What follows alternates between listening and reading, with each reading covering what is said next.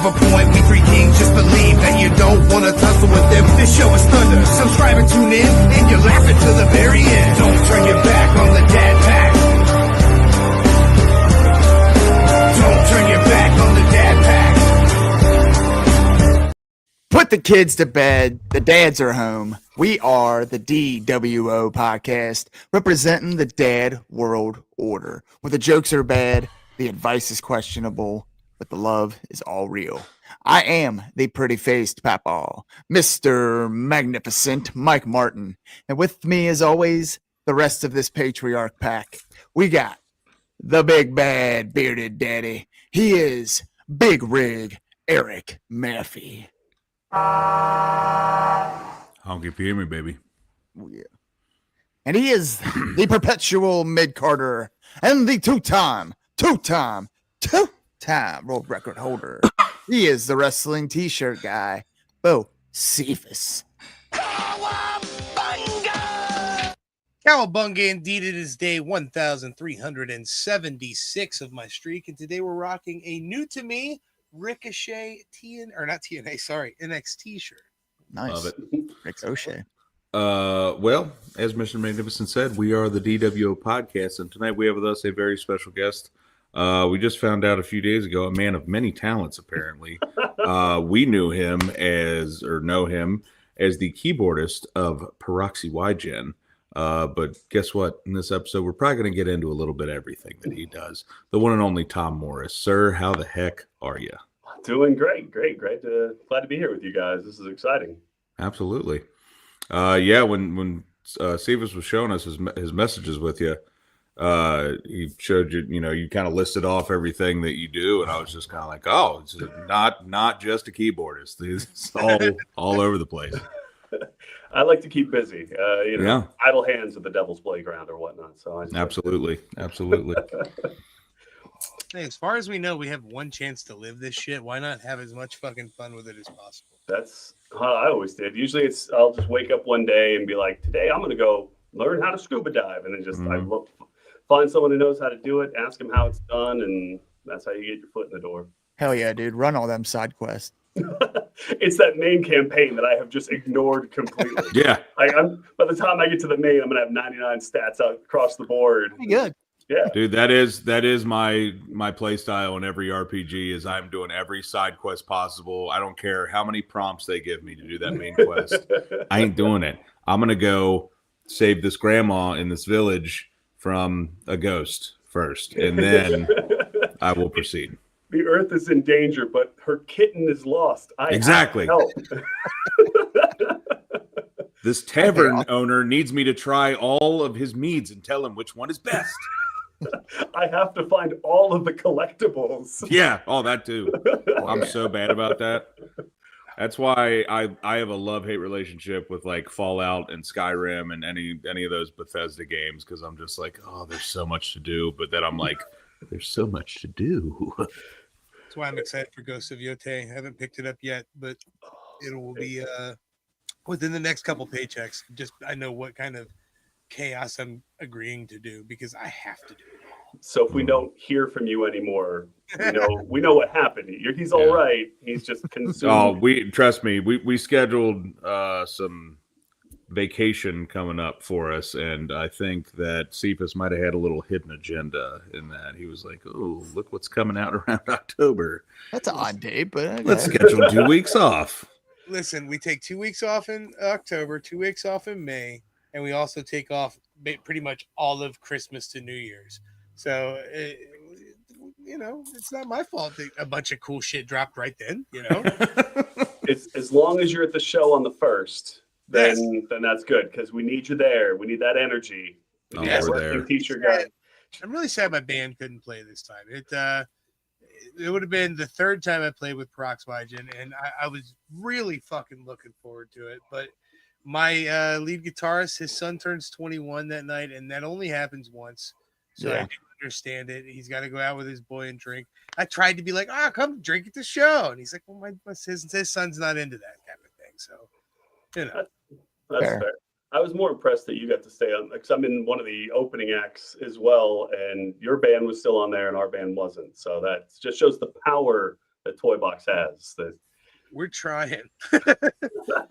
Trying to have some power, you know what I mean? It takes a long. It took us 10 years to get an album out, so great will be great eventually. You can't rush it. I guess. Oh man! So how did you get started with? And did you meet Junior first? Yeah. So how did this work out? So I met Junior like 15, 16 at a Mad Hatter show, which tells you how long ago that was. Wow. Yeah. And there was another guy. It was a band that dropped out, and I was able to step in and just kind of met him that night. And we got to talking, and I don't think we've shut up since. Like, it was just a chat. And then, it was kind of those that he's like, hey, I've got this thing with Jeff, and just kind of built from there. So, but yeah, definitely knew Junior, and Junior and Jeff go back, I think, at least 20 some years. Those guys have been friends since early 2000s. So, but it's been really fun to see like the rise, working on a number of the albums with them. The recording experience down in Nashville was incredible. Like just the quality of people, the caliber to work with has just been phenomenal on all of these albums. And then the live shows are just a blast as well. So how long have you been, were you in, what was the first album you did with Jeff? Procession of the Equinoxes. Yeah. Okay, I'm gonna look up his discography here, make sure I get the right timeline before I. Yeah, that was the 2017 album. Okay, so Plurality of Worlds. Were you on that album, or was that before you? That was before me. Okay, so that was my first foray into Peroxwhy. And this was I had met Junior before, but had no idea that he had any connection. He was one of my cousin's best friends, Billy Cox. I don't know if you know Billy Cox. Oh yeah. Yep. So that's my cousin. He's like 10 years older than me, but he always got me into shit. You know what I mean? So I always liked his band. So I would, I can't remember what Junior's other band's name was. Burnside 6. 6, yes. Yep. So I remember seeing Burnside, and I was like, okay. And I think that was the first time I saw Junior. And then it just, over parties and whatnot, we just became friends over the years. And then when the first time we played with Jeff's band, with you guys, it was like they asked if we wanted to play it, and I was like, "There's a fucking bear shit in the woods." I don't give a fuck. Like, let's go, dude. Fuck yes, I want to go. And we've been associated with them ever since. Like, so every time that Jeff wants to play a show, we're down to play. I gotta mention a quick story, which is it's proof that pro wrestling is real too, by the way, because there was a show that was supposed to happen, and I want to say 2015 or 2016. And I may be wrong about the dates. I could be completely off. But either way, we were scheduled to play another show with you guys in April. And it was going to happen, right? And then out of nowhere, the WWE draft happens, and Jeff got drafted to SmackDown, which completely changed his fucking tour dates and his schedule and when he was going to be available. So we had to scrap that show. And I told everyone that I knew that was excited for the show, I was like, see, wrestling is real. The draft happened, and now there's real life consequences from that. You can't say that wrestling isn't real. It affects our real life right now, So. He was invited to, I got married not too long ago, and he's like, yep, I'll be there, no problem. And about 8 weeks before, he got the TNA tag titles. And I'm like, well, I don't think Jeff's making it. Like, well, I can't really fault you for this one, buddy. Like, do what you got to do. So, yeah, we were hoping to get him on this show, but we get it, man. Especially with if there's any worries that we're that.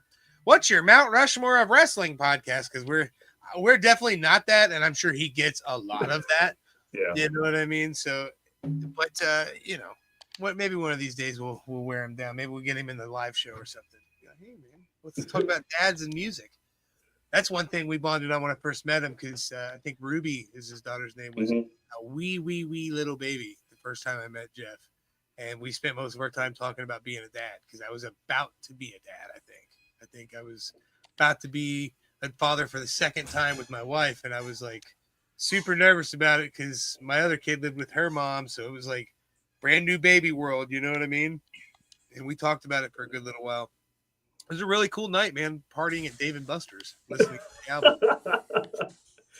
Yeah, there's definitely been some weird time. Like when we had the CD release party for Procession, we actually got to play down on Broadway in Nashville. So Raw was at the Bridgestone Center, like caddy corner before, and then after that, Jeff and a lot of the other boys came over, and we had like a concert, a CD party there, and it was wild. We probably got back to the hotel like 3 a.m, and then he left like 4, and then at 9, he's sending me pictures from his daughter's gymnastics like recital, and I'm like, I don't know what your schedule is, man, but that's brutal that you wrestled a show and then played a show and then was up all night, flew back to North Carolina, and then still didn't even miss, your family time. So One of your dogs is giving it hell to a squeaker toy. Oh yeah, that would be which one's got the squeaker? Murphy. Come here. You better make your face appearance on the fucking show if you're gonna squeak in it. Come here. By the way, Tom, I gotta tell you, you got one of the professional looking backgrounds that we've had. Thank you. I told you I wanted to, set my setup right. So I'm here in the home recording studio. There's Briscoe. Say hi. Hey. Now I'm the third prettiest Come here, person. Murphy. So. No, get down. He always looks so concerned every time you bring him on. Murphy Lee, come here. Come here. Is he named after the rapper? No, it's just Murphy Saint Lee. Lunatic. Murphy, come on. What's that hook gonna be? They're ding dongs. Come here, Murph. Come here. Come here. Have you ever brought Murph on? There's Murphy. There we go.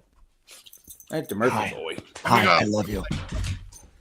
Yeah, they both want to be up here. All right, get down. Get Are down. you a pet guy, Tom? You got pets, man? Huh? Do you have pets? No, my beloved Scrambles Death Dealer cat passed away last summer, and been too busy to get another one since. So I am nearing that end with my beagle that I've had for 16 years, and he's starting to really decline kind of rapidly, and it terrifies the shit out of me, man. It's crazy how connected you can become to an animal. oh yeah, and then you don't even realize just how much until they're going to that void, like so used to the pattern, and then that's when you recognize just more and more every day. So Ugh, I don't want to think about it. I am not looking forward to it, man. It's like looming because I mean he's 16 and his legs are starting to give out on him, and it's just like he can't jump on the bed anymore. You know what I mean? Like, and it's gotta help him up, and I'm like, man, stop it. You know what I mean? Like, stop. No, I don't want this. Quite getting older. Yeah, it's tough. I don't know, man. That's life, though. yeah, I mean it's all part of the ride. So let's talk about some of your other jobs here, man. All right. First off, you've got quite the list of jobs, but I like that. I gave you the short list. I didn't even do the long one. I knew Junior was going to yell at me if I gave you the long list. So I love the messages. You were like, at this point, I'm just trying to piss off Junior. Yep. That's like 80% of my day is just trying to aggravate him for no apparent reason. Man. So let's talk about your wrestling career. Let's talk about how long do you still currently wrestle? So I haven't wrestled. It's been about a year. Actually, the last thing I did, I actually got to shoot a movie called Grease Monkey, where I got to be like about a kid wanting to be a wrestler, and I got to be a wrestler in that. And so I probably took more bumps in the days on set than in 3 years working on the road. But a lot of the other projects have taken the time away. But I wrestled pretty heavily for probably about 10 years. Going back, I was the fabled Thomas Fabio, the world's greatest lover and 87th greatest wrestler. Clearly, I took myself very seriously. That's a fantastic moniker, man, guy. Yep. It is. That's I had like the long flowing like mane of hair back in those days, and I came out with the ruffled shirt and the rose and everything. It was a lot of fun. Oh my God. Yeah. The world's greatest lover and 87th best wrestler. Yep. That's great. 87th best. I always love a random number on something. Yeah, I like that people would ask, like, how did I get rated 87th best? But no one asked how I got rated the world's greatest lover. That goes without saying. But the wrestling, there's got to have some sort of, there's ranked competitive wrestling. So I didn't even realize how my brain just did that. My brain was like, yeah, he's the lover, of course, but hold on about this 87. Yeah, like, wait, that number sounds suspect. What the fuck? I checked PWI. You're not check even on the PWI. Who was 87? You know who's 423? Eric's shirt. Boy, Crash. Whole lot of dude. Breaking into the top 500. He should be even higher than 423, but it's pretty cool that he's 423. I should have just gone around back in the day, just like going into every store that had a PWI and like scratch out whoever was 87th and just write that would be funny until they get banned from every Barnes and Noble. It might cost you a lot, but that would be a really fun merch gimmick. Would be to buy a bunch of PWI magazines, scratch it out, write your name in, and then I don't know if you could legally sell those, but I don't think they're going to sue me. I'll just staple my own pages in there. Yeah. It's a derivative work. It's protected by copyright law. I checked with my lawyer. Love that. So yeah, that would be fun. You've wrestled with Jake Christ, and you've said so. Have you done any work with like Sammy Callahan and stuff? Or Yep. Back with CZW, like I did a lot of HWA stuff. So when they were working with CZW, so you know Withers and all them too, then probably. Yeah, and actually saw Sammy because Sammy was doing TNA, so I'd like go with Jeff to a lot of times he'd fly into Cincinnati, and then like I'd be his ride down to wherever the show was at, like in Louisville or whatever, and I'd see Sammy down there, still working matches. Yep, moving better than I ever could. He just wrapped it up, actually. Yep. He might come back, but he just wrapped it up on the screen not too long ago. So it is wrestling. Yeah, never say never in this business. Yeah. We do a lot of work with his promotion, the Pro Wrestling Revolver. Mm-hmm. So that everybody that's a regular talent there, we've become pretty good friends with, like Jake and our boy Crash and Sammy, obviously. So it's a pretty cool promotion. Yeah, Damian Chambers. Well, Damian, that goes without saying. We're Chambers guys. Yeah. But it's definitely great seeing like how just wrestling in general continues to grow, because all these feds. I mean, there was a time there were probably 20 feds between Dayton and Cincinnati, and all running shows and getting crowds, and then it started to trail off, and you're like, uh-oh, like what's this about? And then it gets ignited again, and that just always seems to be kind of a cyclical business. I mean, you look at WWE and the 90s before the Attitude Era, and it's like, what's going on here? And all of a sudden it takes off. And so, and unfortunately, I think that is part of it, is how well the big guys are doing, because like when WWE went on the decline, it was like, well, I'm not going to watch this, so why do I care about any other wrestling? Is how a lot of people probably looked at it. I mean, I wasn't hip to indie wrestling until probably about 6 years ago. And that was thanks to AEW coming back, because AEW would, on their shows, talk about like, oh, so-and-so wrestled in PWG or Ring of Honor, or, whatever, some of the super indies, they brought Nick Gage in. I'm like, who the fuck's this guy, And that led me to GCW. And brought him Mance Warner, dude. Yeah, Mance Warner. Just, all kind. And now he's on TNA, fucking killing it. And it kind of sucks that it goes with the big companies, but it seems like we're at a point where it's only going to continue to grow. I don't think we're going to see, because I don't think a buyout's going to happen again. You know what I mean? I don't think that's because that's what killed it ultimately was, it was like, oh, the winner of the Monday Night Wars. And then it was like, well, now what? And you saw what happened in the 2010s. So. I don't think that's happening, because you got TNA, you got AEW, you have, hell, even MLW. Like, you watch some of their stuff, like really cool stuff that they do over there, and all these indies are just booming right now, and it's awesome. I think that's correct as fuck, man. I think the nail is on the head for that, just for the simple fact that WWE announced that Saudi Arabia stuff. The fact that they're going to take their main event to a whole nother country opens the market for someone to do something that next level.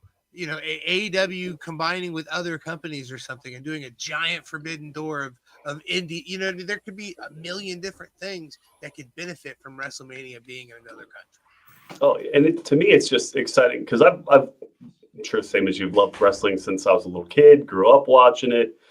Still love that it's so accessible around here. And to be, you know, knowing the history, like this is like the last true real American art form. You've got stage combat, you've got improv, you got character work, you got theater in the round. There's all of these elements.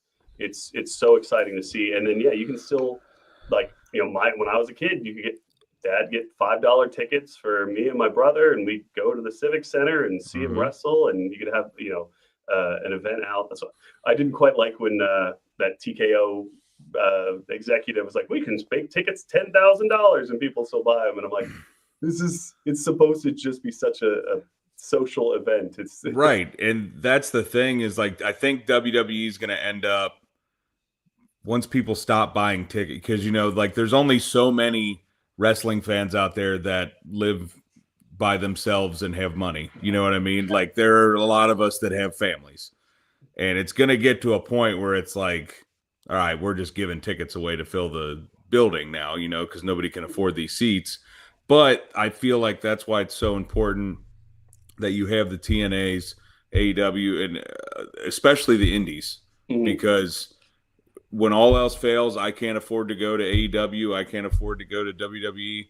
I can go to my local indie for probably under $20 and have a good night out. Yeah. And there's so many, like, I still love going to indie shows. Like, you know, I absolutely miss doing it as well. But these guys, they're there because they love it. They love to do. It's like seeing local bands and local stage shows. You know, this is truly passion. This isn't, you know, there's a great to the grand spectacle of like a WrestleMania, but at the same time, that you can't not have that feeling going there and seeing them live and them just trying to do their best to entertain you match after match. And so I love seeing that they're continuing to do well and continuing to grow. Man, speaking of continuing to grow and the Hardys themselves, they're about to be. Is that tonight that they're challenging for the NXT? That's next week. I think it is. I think it's next week. Winner takes all. Man, that's the perfect place for them. They need to be the ones to take it. Fuck Dark State. You know what I mean? How do you really feel about it? My son just finally got to meet Matt and Jeff a few weeks ago at the Horror Hound for the first time. And the first time he went through, he was so nervous and he shut down. And he wouldn't say anything to him. And he's real sad in the video. There's even people in the comments like, damn, why is the little dude so sad? Why is he so upset? And then afterwards, he got the energy back. And he's like, I want to go try to meet him again, Dad. And when we went through a second time, the way that Matt and Jeff, they took 10 minutes. They took 10 minutes with my boy. And his answering questions, I guarantee they've heard a million times. You know, he asked them what their dream match would be.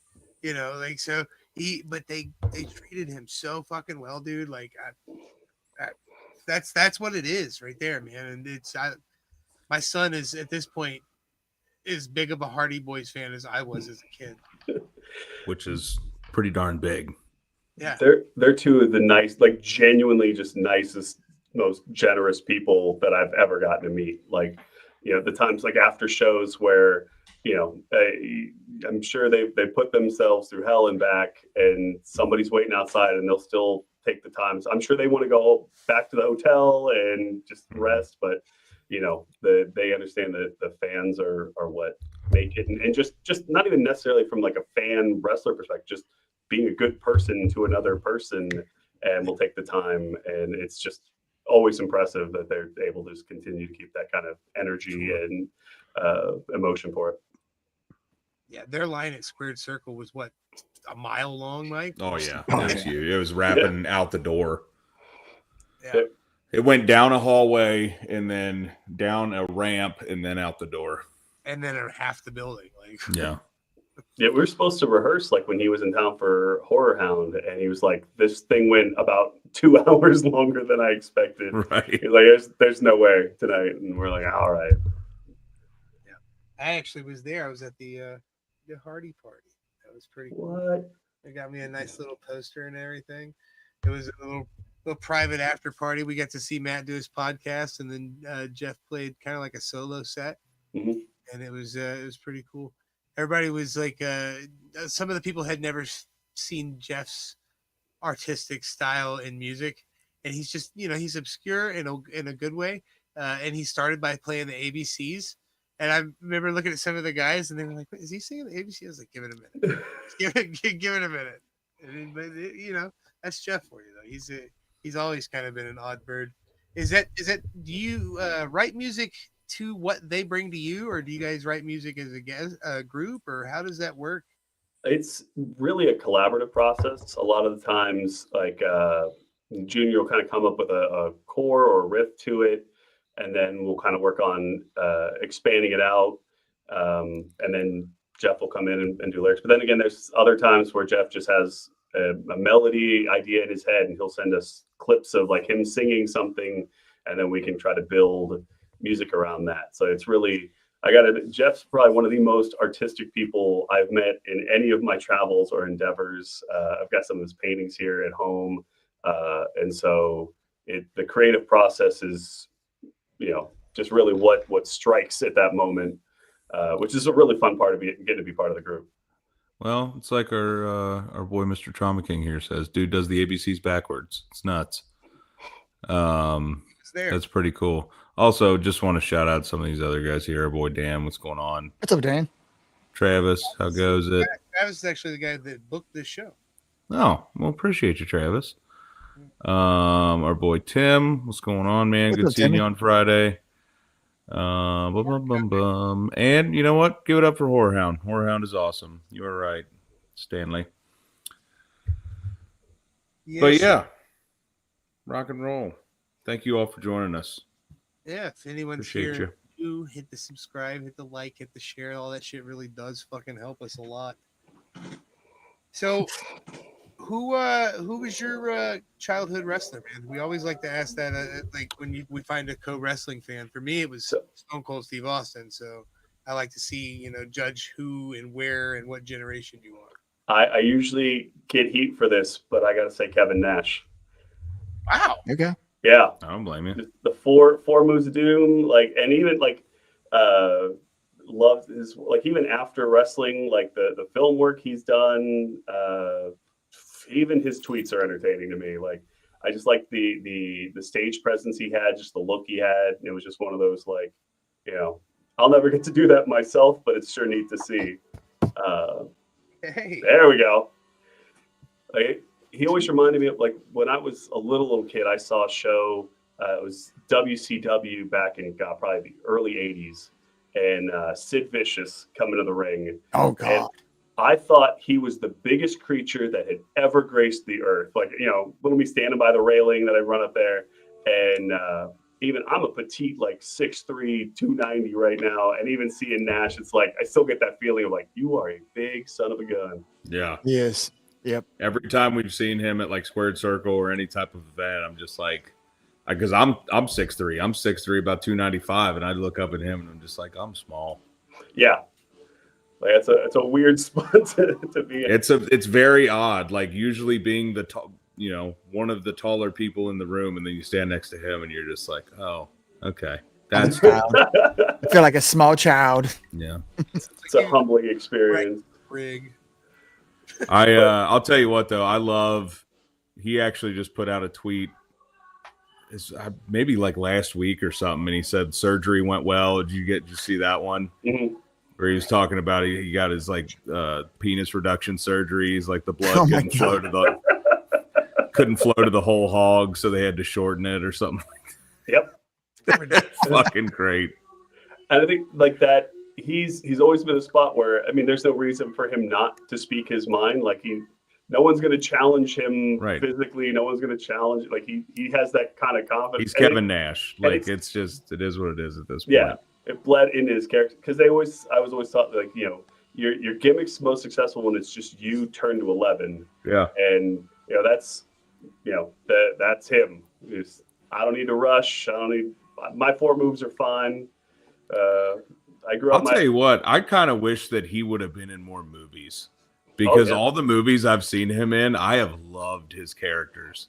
And one of my favorite, it was a very small part, but one of my favorite ones ever is Grandma's Boy right at the beginning. Just eating chips. Just eating chips. Yeah, there's a word for that called hookers. You're a hooker. I thought you were going to say Super Shredder. Well, Teenage Mutant Ninja Turtles. That's a good one. Damn. That is a His good first one. film credit, or Punisher, when Thomas Jane literally stabs him with a butterfly knife. I don't know if you knew about that.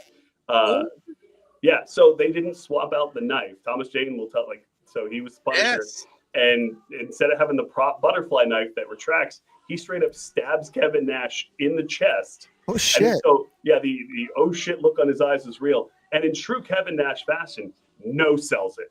Doesn't even flinch when he's stabbed with a knife. And then it wasn't until after they did the take, and he's just like, I was in character. We got to keep going. It's a movie, and it's like, wow. Talk about. Yeah, I don't know if I'd have the courage on a movie set to walk off a knife wound, but Yeah. Big How do you Sexy not can do it. what the fuck? It wasn't supposed to hurt. Yeah, if you watch that clip, he's they kept it the one shot. He's just smiling, doesn't even break character for a second, and he stabbed it in the chest. Yeah, I don't know. I guess maybe in the heat of the moment and the adrenaline's going and stuff, I mean, your just body doesn't process it. Your mind's so busy thinking of all hitting your mark and hitting your line or whatever. Yeah. I don't know how you guys haven't mentioned his greatest role of all time, though, in Magic Mike XXL. Or I thought you were going to say Longest Yard. No joke. My buddy worked he was the, I guess the assistant manager of a theater.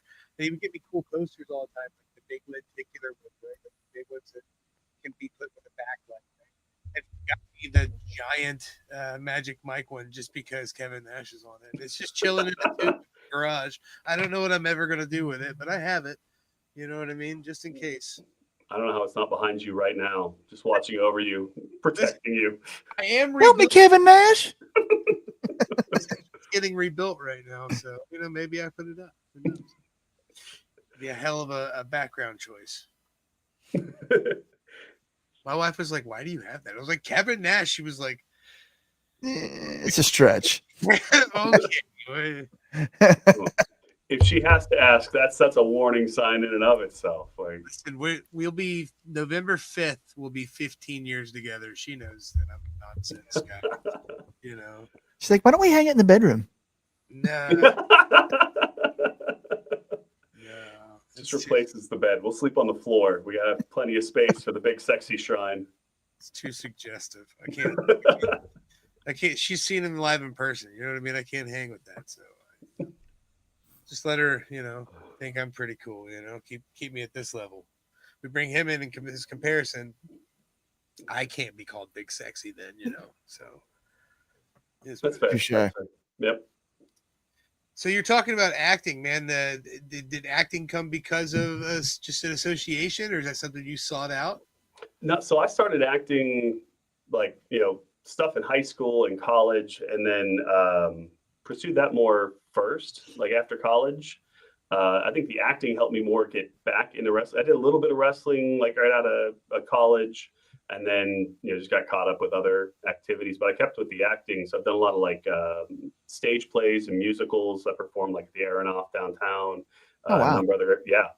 And I still love doing props. I did costumes for the Toxic Avenger musical. I actually got an award for that just last May. That's pretty cool. Yeah. So if you need costumes done, I make ring gear too. Did you say Toxic Avenger? Yeah, there's a Toxic Avenger musical that ran in Loveland, and they tapped me to do the costume. Do you know Stan Trailer? No. He loves that whole type of genre, and he's probably in the comments right now. He was right here. He was this just guy, Mr. Horrorhound. Yes, he was talking about Toxic Avenger in 2 episodes ago. It's just, I was at this point, we know so many of the same people. I was like, I wonder if that. Oh Lord! I thought that was from the soundboard, but No, just my dogs barking at random passersby. It's what they like to do. It's a favorite pastime of theirs. Mine too. Oh, you have no idea. Yeah. But Mike has his whole herd. Mike has 5 giant Great Danes. It's 5, right? It's 5, yeah, and a mini schnauzer. Yeah, she don't even count. She just how do you she's even the boss. see it in the mix? It's such a juxtaposition, and it's funny because she literally bosses them around. Yeah, that's great. Because they're scared. Oh, Imogee. Mm-hmm. But yeah, I kept with acting. I still love to do that. Probably most of all, but just a matter of finding the shows and the time. But that was a really big help when I got back into wrestling. Because that was one thing they're like, we can stick Fabio out there and he can entertain for 15 minutes, because he understands how to play to a crowd. And that's, it's such a big part of everything. I mean, that's true about bands, comedy, whatever you're doing, just kind of understanding what you're doing and what the audience wants is almost more important than anything else sometimes. he just said, "Wait, you talking about me?" Yeah, we was talking about you. But yeah, no, I get that, man. You gotta kind of. I just lost my train of thought. I don't get that apparently. Nice. Just completely derailed too. I had a thought, and I don't know. Whenever I watch this back tomorrow morning, I'll be like, damn it, I wanted to say that. Just leave a comment on the video, and I'll try to answer that. We'll just keep an ongoing conversation just in the comments. It's just you and I. So you got a lot of guitars back there, man. Is there this is the first thing I'm saving if there was an explosion fucking guitar? Is there a number 1 guitar in your collection? It's actually in the living room. Like I've got a rehearse in the living room. I've got a really nice Martin acoustic that I just love to death. We did a show because actually Saturday I had 3 Circus shows, and then Sunday I had a 2-hour concert with another act, and then so all that stuff still. And I actually had a hockey game Sunday evening, so I'm very tired. But all that stuff. Lord, yeah. How old are you? Too old. Jesus Christ. Yep. I couldn't do that at fucking 20. And you look a little bit older than 20. More than double that. Yeah. So. Oh, the shit that you do, I'm like, I don't know how he has time. Do these people not like relaxing? Like, what is wrong? I feel I'm the laziest piece of shit alive because I'm like, I get off work and I'm like, eat, chill. You guys are out here fucking making movies and jumping out of planes and. Also, what up to What's our up, boy Justin Deming? I got tagged in his stomach again today. Did you? Yeah. Speaking of which, that's such a weird statement. I met with my brother today for a burrito after work before the show, and I showed him the post that Chris Van Vliet posted of my stomach, and we saw that it reached 366,000 people. Are you aware that is almost 4.5% of the entire planet? 4.5% of the planet of 8 billion people have seen my fucking stomach. That's insane. That's fucking outrageous. Those are rookie numbers. You got to get those numbers up. Yeah. You got to have.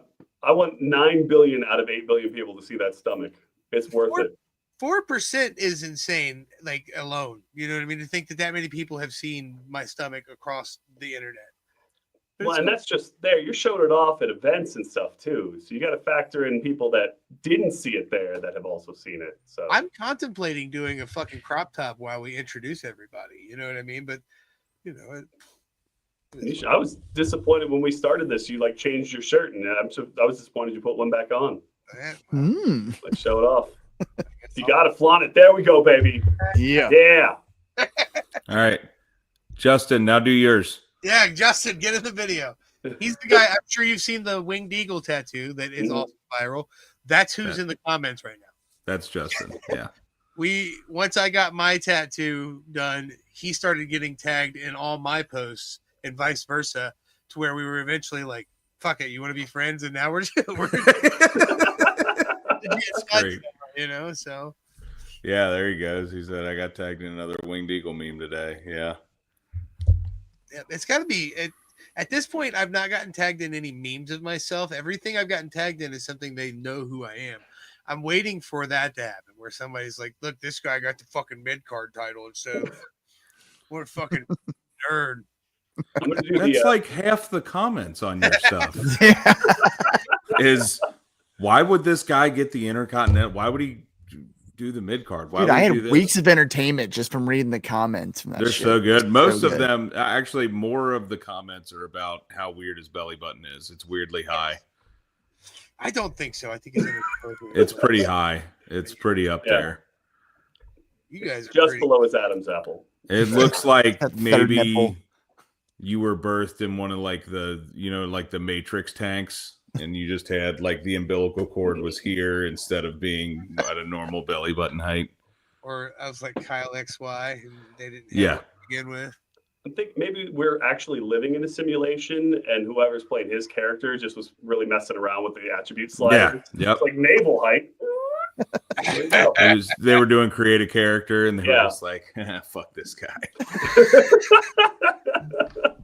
I'm putting a tattoo on his stomach. Let's see how that goes. Bro, it's so painful. So painful.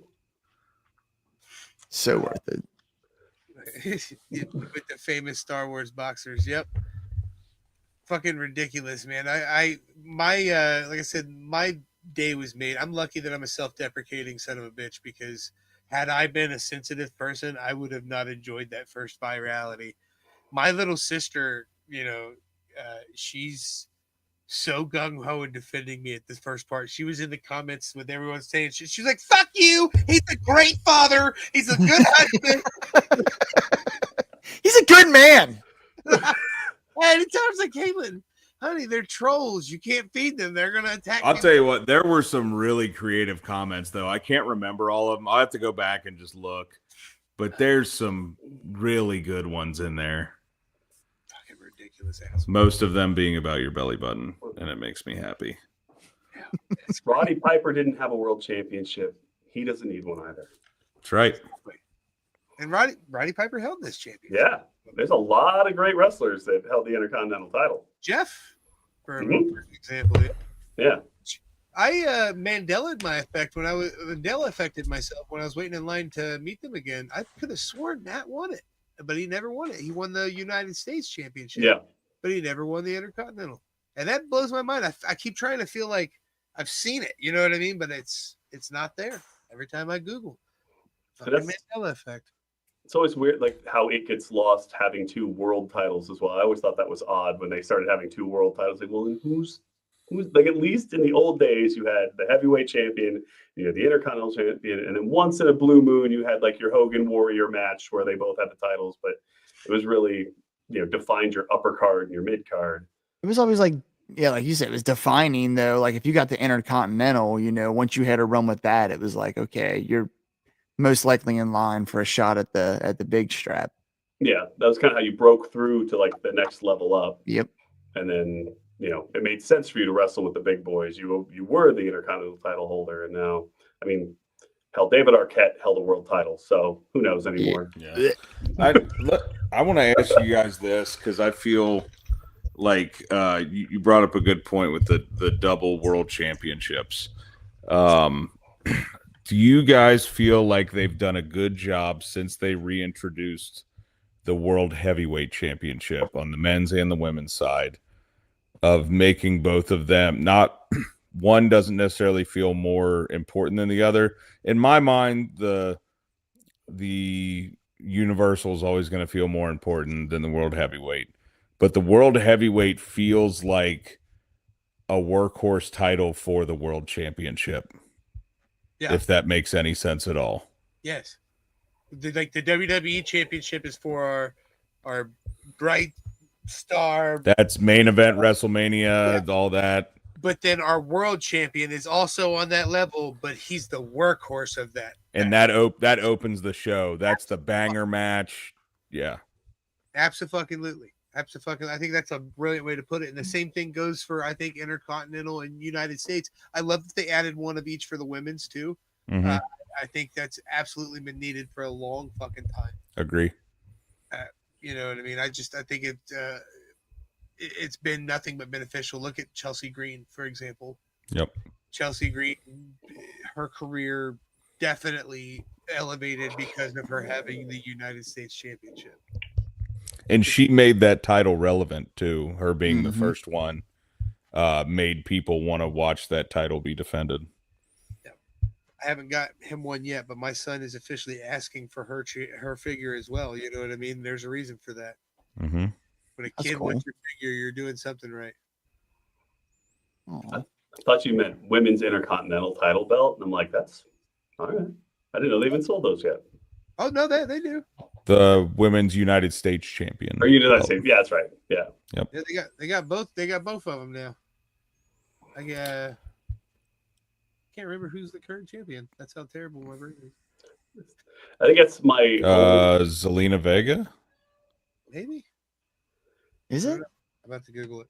the issue that kind of highlight. I was like, I like the titles, but there's almost a point, like even in AEW, where there's too many belts, like in every match, where it's like, who's the champion? Like when a kid growing up, you knew who the champion was. There were, you had your heavyweight, you had your intercontinental, you had your tag titles, and and they would usually hold them for a while. And now it's like, And that was where I'm kind of glad they scaled some of it back, but I also wish, like how they do the tournament for the Continental Championship every year.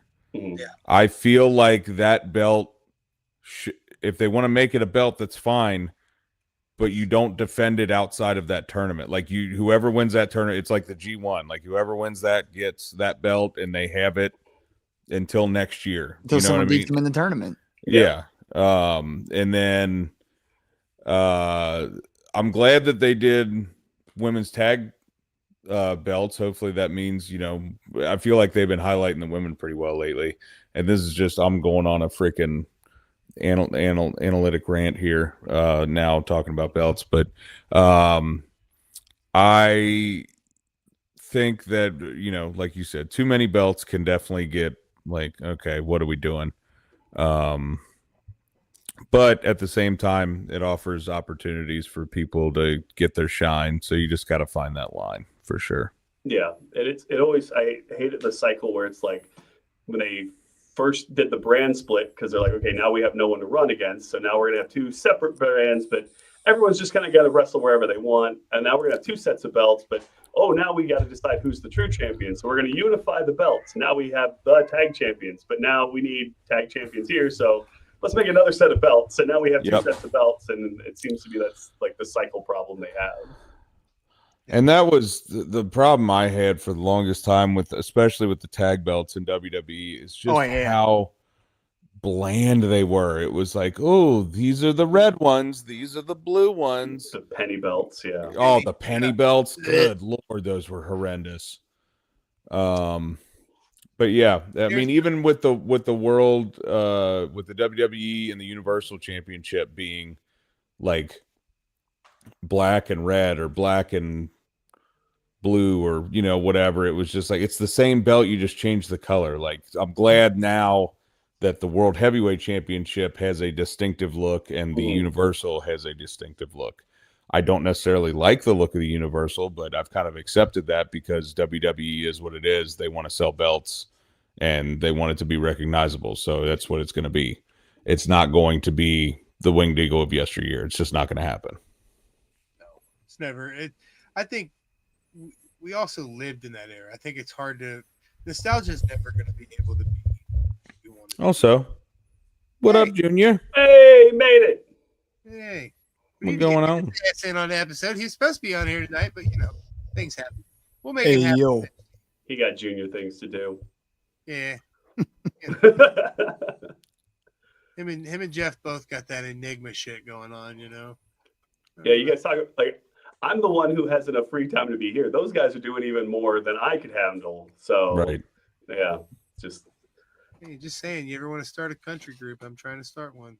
I have a country group. If you want to join, it's not the one performing on the first. That's more to be announced. My middle-aged emo band. Love that. Nice. Yeah, that's also why we couldn't they were having difficulty with the flyers because the guy's like, "What's your band name?" And we're like, "More to be announced." And he's like, "Yeah, no, but like, what's the band name?" And we're like, it was like a bad Abbott and Costello routine. Yeah. Back and Like forth. who's We're on first? What's on second? yeah, I'm like, you got to put us like in the middle of the lineup, or otherwise people get confused easily. Like, but yeah, it's songs because it started a couple years back when they did that when we were young show in Vegas, and my darling wife and I were listening to some like. Just realized we liked a lot of those bands, and I made a playlist of some of them. And it was I don't remember which song, but it was, the like, oh, high school's tough and the girl doesn't want to kiss me. And I'm like, I can't relate to this at all. And I turn around, I'm like, someone should write middle-age emo. And she's like, we got to do this. And then, More to Be Renounced were born, full hair and makeup. My character's Hawthorne Yellowcard, the brooding, angsty guy. She's Charlotte Bayside. And the songs are like, I'm not 401 okay. Drug of choice, talk to your doctor. The chorus is literally like, drugs used to be fun, but now I need them to function. We even shot a video for it, like filmed like it's a drug commercial where the guy's like can't move right, and then his doctor prescribes him just writes drugs on his prescription pad, and all of a sudden he can do all the fun stuff, and he like joins us on stage. That's awesome. Great. Yeah, that'll be our one of the opening act. We'll be playing that at the Peroxwhy show on November 1st at Madison as well. So yeah, you can check it. More2be-announced.com. We got all our stuff on there. Also, Megan Morris. There's the other half of More to Be Announced. Hey. Say her name and she appears. I believe in Megan. That's awesome. But yeah, man,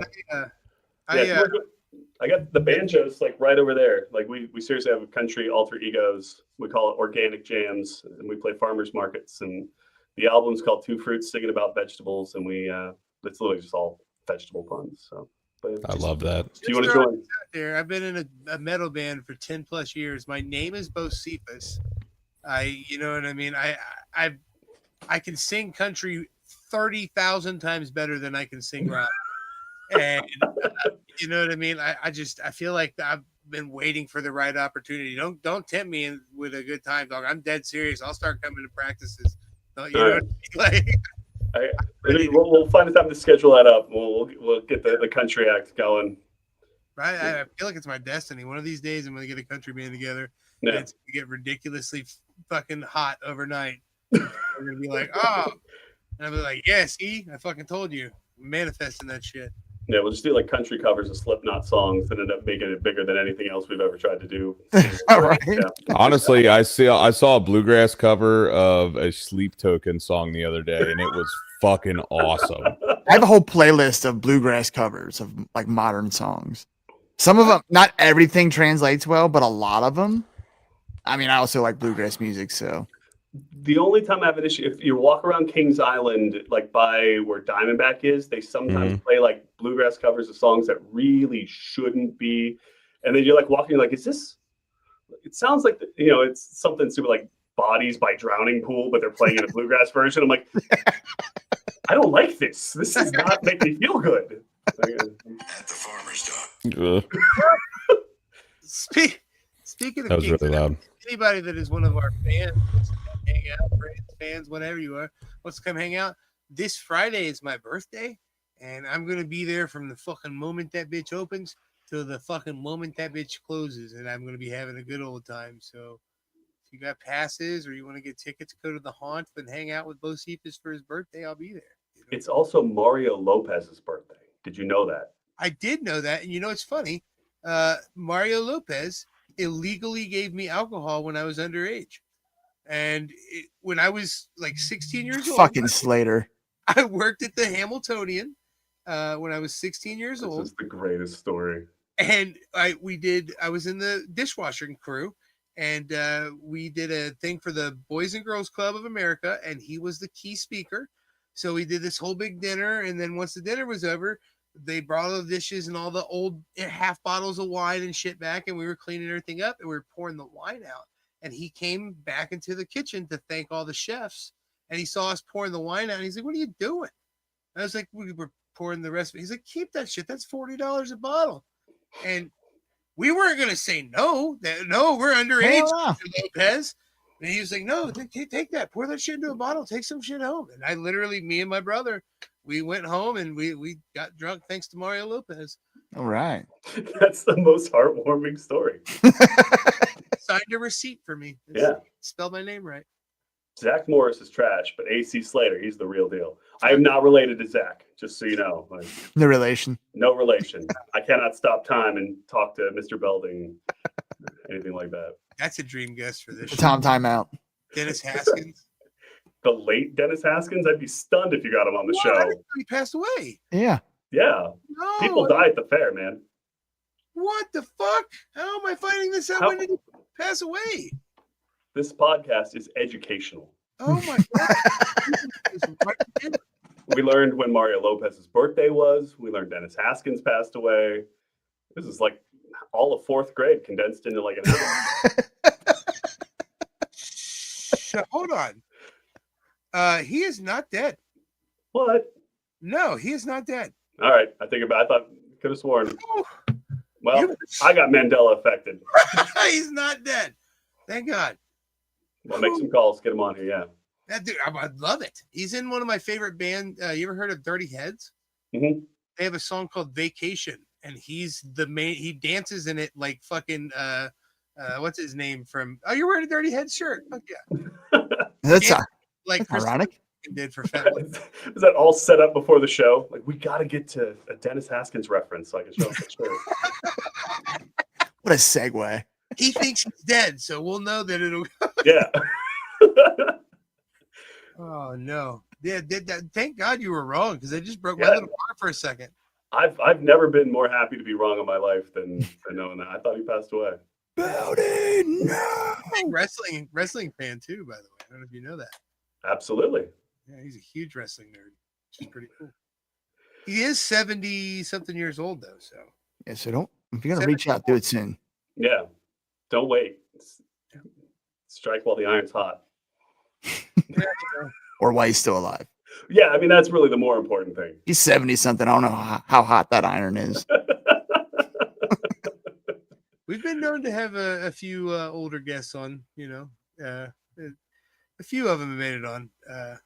Which the oldest one that has made it on did pass away right after he was on the show. So, Mr. Kevin Sullivan, his last appearance was on our show, which was a crazy thing to even think about, but that's crazy. I can't believe you just scared me and then I got to be unscared though. Yeah, I apologize. I genuinely thought he had passed away. I was not trying to get a rise out of you. Gotcha. I know Screech passed away. That's for sure. Dustin Diamond passed away. Yeah. Surprising he lasted as long as he did with the way he was treating himself at the end. But, we've all went through our struggles in those particular situations, whatnot. There's so many of those child actors, those stories that just ended just so poorly. To come out of it like a somewhat normal is a miracle almost. Didn't they see the episode where Jesse got addicted to caffeine pills? Like, they should have known. I'm so excited. I'm so scared. That taught me all I needed to know. Man. Those old episodes are hard to watch when it's more about the teacher. What's her name? Miss Bliss. Yeah, Miss Bliss. Yeah. All the kids are more worried about her. And then actors are like, you know what? Fuck her. The kids are where it's at.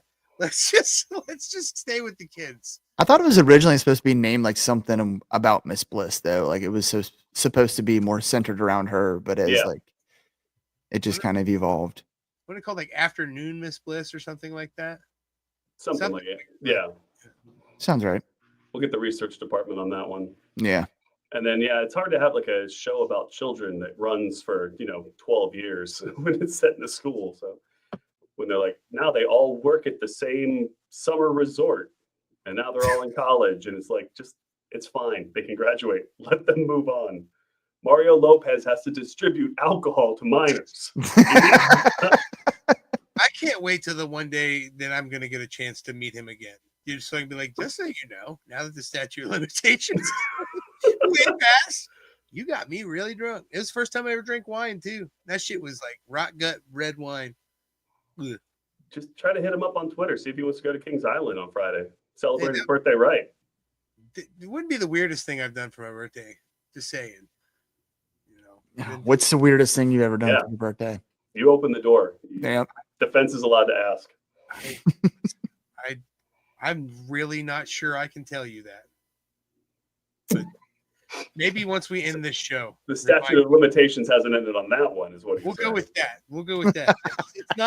It's not about statute of limitations. It's about what's appropriate to speak about on a dad-centered podcast that is obsessed with wrestling. You know, so withdrawn, Your Honor. Yeah, exactly. So once this is over, maybe we can talk about it. But I've had some fun though. You know. Yeah.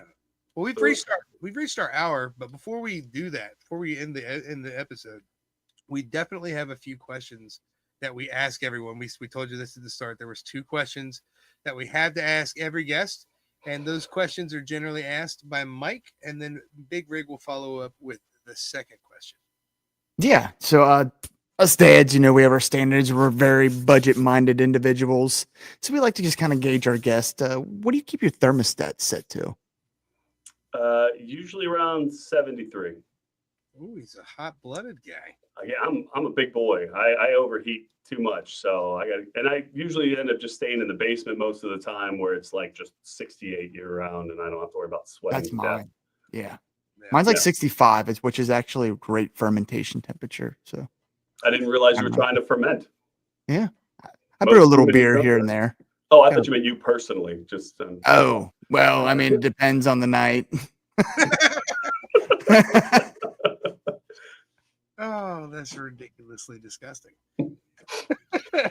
He's the Paul Rubens character from Mystery Men, just made of fungus. Oh, I forgot. I'm a fun guy. What music video is that? Alien Ant Farm? No, you think what with Mystery Men? That was Smash Mouth. Was it Smash Mouth? Yeah. Yeah. That video happened to pop on my feed at some point the other day, and I was like, "What the fuck? I forgot this movie was a thing." Yeah. If you haven't, I've memorized the internet. If you haven't figured that out by now, yeah. Like I don't sleep much. I got a lot of time to fill. Except for deaths of Saved by the Bell characters. Yeah, that one. Well, and I thought I was right. I was just misinformed. I'll try to be better about that. My sincere apologies. I'll tell you this much. I'm gonna at this point. I'm definitely reaching out to Mr. Haskins, and if it happens, you have to come on. You have to come on. Yeah. You're like, I'm sorry. I didn't know. I thought I watched Million Ways to Die in the West, and I thought that was a documentary in which the events were filmed in real time. I thought you died at the fair after trying to sell tonic filled with flannel. Oh, shit. No, that's bad. I didn't know. Oh. I love that movie. Eric, before you ask him that second question, let's make sure we tell anyone that is in our comments or is watching our show. We have a lot of people that watch live. We also have a lot of people that watch afterwards. If you're watching this, make sure you're buying your tickets for this show right here. We are the hosts of this show. We will be introducing all the bands. We'll be doing all the stupid jokes in between. And if you want to buy tickets, there's a little QR code there. But go online and buy tickets ASAP. Make sure you get them so this thing don't sell out and you miss out. You can go to ticketweb.com, or you can go to the Madison Theater box office, or you can see some of us in person if Travis can get me the goddamn tickets. You know what I mean? But we got to meet up with Travis to get that happen. But get the tickets. If you don't able to buy them from us personally, make sure when you walk through the door and you get your ticket checked, you can be like, hey, I bought these because the DWO told me so. You know? There's meet and greet tickets available as well in case you need something signed. And I think that if you get the meet and greet, you can meet Bocephus as well, which that's worth the money. Yeah. Like you're basically losing money not buying the tickets at that point. And Jeff Hardy, you know. Well, Jeff will be there too, but secondary. But you know, my son, dude, is like, you talk about you thinking your dad's cool. He's like, I can't believe you're gonna host a show with Jeff Hardy. I'm like, buddy, we've played music with him before. And he's like, what? You're gonna get the VIP treatment, buddy. Don't worry. I'm gonna let you meet Jeff Hardy. He's like, oh, even though he just met him 2 weeks ago. Yeah. Whatever. Big Rig, hit him with that second question. I absolutely will. Just pretty simple question, really. What's something that you're thankful for today? I would probably say my wife, Megan, in all honesty. Been through a lot. Definitely wouldn't be able to do a fraction of it without her.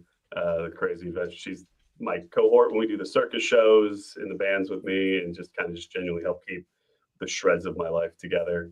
And then just thankful for every day I have.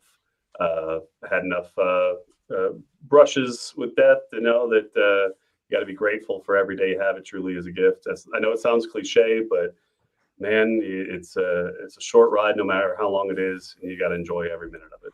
Aww. Oh, yeah. Shout out Megan. Yeah. We here at the DWO are fans of love. Yeah, it's great when you have a partner and not just a spouse. Yep. Absolutely. 1000%. Me and my old lady just went to her high school reunion over the weekend, and man, you realize it was the 20 year, by the way. So like everybody kind of is who they are by that point. You know what I mean? Like the 5 years, like, oh, everybody's still kind of high schooly. 10, maybe figuring it out. 20 year, you are what you are. And we could just kind of see, you can kind of tell just by body language, like they're miserable. You know what I mean? And it's just, we were talking on the way home, just being like, I'm so thankful that we actually like and love each other and want to be around each other. Because I cannot imagine coming home every day and being miserable with the person that you spend your life with. I can't fathom it. Yeah. It's a roller coaster being in a long-term relationship, man, because you got to build, you got to learn together and construct together to be able to understand those moments. You know what I mean? Because sometimes even with the most love ever, you'll still have rough days. But if you can understand that we're all just fucking humans trying to figure this shit out together, it makes it a little bit easier. Yep. Same team, same goals. Like it's all about just working together. So that's everything in life if you think about it. So always best to have that kind of core to build off of, and then just don't point out too much that she's a better musician than I am when we're on stage on the first, because I'm very fragile ego. Yes, my God, that bass player so much. That guitarist couldn't carry a tune in a bucket. Go get this man a bucket. You know what you just did, right? You just gave the host who's going to introduce your band plenty of ammunition. Just saying. That's and we're done. Who thought the bassist was better? And then the crowd goes wild, and I'm weeping in the back, trying to get my makeup off so I can go play in another act in 20 minutes. Yeah, absolutely great. Breaking my heart. Breaking my heart. Go on. Can't wait. All right. Well, this has been a lot of fun, boys. You got anything else before we head out of here? Tom, you got anything you'd like to plug? Obviously the show on November 1st, but any of your other ventures? Want to give a shout out to the Cincinnati Circus Company. Been with them for years, doing shows all around. Check them out. Trying to think of what else. The show coming up. Again, get your tickets for the Madison Live show. Be there, moretobeannounced.com. Be sure to check out all of Peroxygen's albums on all your streaming services and platforms. Be sure to check out the entire back catalog of the Dad World Order, the best podcast available on the internet. Hey, going for the cheap pop.